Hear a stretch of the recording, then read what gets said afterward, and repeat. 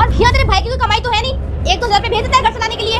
और तू यहाँ पर रहकर जो अपनी पढ़ाई लिखाई में पैसे खर्च करती है और जब देखो तब खाना बर्बाद करती है, कहाँ से लाएगी इतना राशन? जरा बता मुझे। अब क्या खुद काम करने जाएगी कहीं? भाभी, भैया ने तो सिर्फ मुझे यहाँ पढ़ने के लिए कहा था ना, और आप मुझसे यहाँ पे काम करवा रहे हो। क्या बोली? पढ़ाने के लिए? क्या कहना चाहती है तू? यहाँ का मैं तेरी नौकर बन के आई हूँ क्या?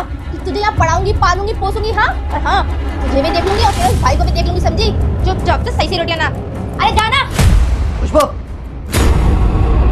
भैया लेकिन आगे जो हुआ उसे देखने से पहले बेटा मुझे देखकर इग्नोर मत करना। मैं दुर्गा माता हूँ। आज तुम्हारे घर 2 घंटे में खुशखबरी आने वाली है। बस तुम वीडियो को लाइक करके चैनल को सब्सक्राइब कर दो और जाते जाते कमेंट बॉक्स में जय माता दी लिख दे। खुशबू क्या है ये सब? मैं जब यहाँ से गया था, मैंने तुम्हें क्या बोला था कि इससे घर का कोई भी काम मत करवाना। ये अपनी आर्मी की तैयारी कर रही है और तूने क्या किया? तूने इसका पूरा मुंह जला दिया।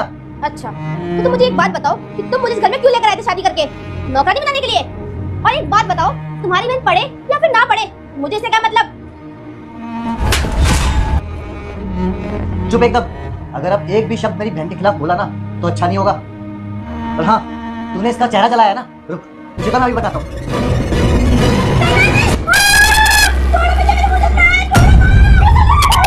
तुमने मेरा सारा का सारा मुंह जला दिया। अब पता चला जब चेहरा जलता है तो कितना दर्द होता है। मैं अभी के अभी तुम्हारे मम्मी पापा को फोन मिलाऊंगा और तुम्हारी सारी करतूतों के बारे में बताऊंगा। अब एक काम कर, निकल जा मेरे घर से और तब मेरे घर में घुसी हो जब सारे संस्कार अच्छे से सीख जाए। तुम तो यही सोच रही होगी ना कि मैं तो इस घर से चला गया था, तो इस सब चीजों के बारे में मुझे पता कैसे चला? तुम शायद भूल रही हो, इस घर के अंदर मेरी माँ भी रहती है। उन्होंने ना कॉल करके मुझे सब कुछ पहले ही बता दिया था।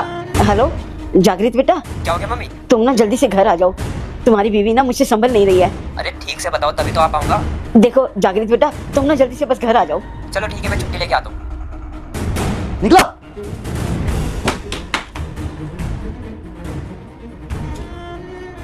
बहन तेरा चेहरा, बहन तेरे साथ इतना सब कुछ हो रहा था और तूने मुझे एक बार भी फोन करके बताना जरूरी नहीं समझा? भैया, मैं कैसे बताती आपको?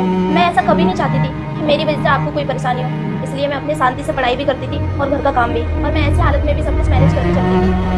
बहन तू अगर मुझे पहले बता देती ना तो ये दिन कभी आता ही नहीं। लेकिन कोई बात नहीं, आज मैंने तेरी भाभी को घर से बाहर निकाल दिया, वो भी हमेशा के लिए। अब मैं आ गया हूँ ना, अब मैं तेरा ख्याल रखूंगा। अब तू बस अपनी पढ़ाई पे ध्यान दे और एक अच्छी इंसान बन।